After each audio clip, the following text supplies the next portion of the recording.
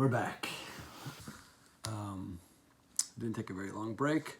Don't need a very long break because I'm excited about the new idea that I have. Please send me some feedback if you're excited about it too. Let me know. My plan is to talk for the next period of time, we'll see how long, about the power of the Jewish calendar. So we know that holidays in Judaism are not just days to commemorate things that happened or to get together with the family and eat, which of course is a big part of the holiday, but that's not what it's about. The holidays, and not just the holidays, but the entire calendar, the cycle of the Jewish calendar, is a powerful spiritual opportunity that if we know how to plug into it and we know how to tap into that power and that energy, we can grow in tremendous ways. Each one of the holidays, each one of the major moments that marks the Jewish calendar is like a power station that sends out, that emanates spiritual power.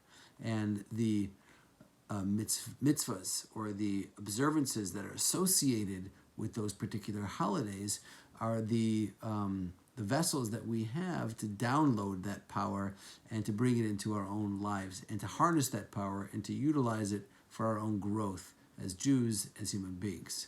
So what I want to do, and we're going to start right away, is we're going to begin to go through the Jewish year, through the Jewish calendar. And it doesn't just mean talking about the holidays. Of course, when we get to the holidays, we'll talk about them in detail. But it means understanding different things that were going on at this time in the Jewish calendar that have an influence on the spiritual energy that's available to us, and knowing what those things are, and focusing on some less known things maybe, and trying to utilize the power of the Jewish calendar as an opportunity for growth. You know, I'm sure you've heard me say this before if you've ever been to my classes, but I quote this all the time. My teacher, Rabbi Noach Weinberg, used to say that you can plant tomatoes any time of the year. You can plant tomatoes in the winter if you want, but if you do, you need a special system of lighting, you need a greenhouse. But you can plant tomatoes in the spring, and you put a few seeds in the ground and a little bit of water, and you have tomatoes. Why? Because certain times of the year are conducive for growth. That's true in the physical world, and that's true in the spiritual world.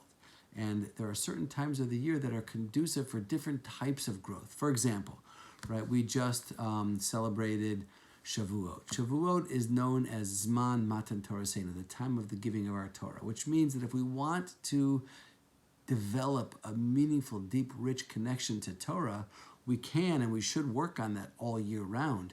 But if we work on it during Shavuot, when it's the time, that's the energy of that time that's available, for the same investment, we get a much greater return. I can work on freedom, on feeling free, on liberating myself from self-limiting beliefs all year round.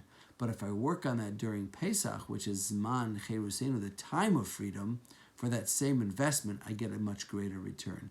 Because the Jewish calendar works like spiritual powerhouse, spiritual power stations. So we're going to learn how to tap into those powers.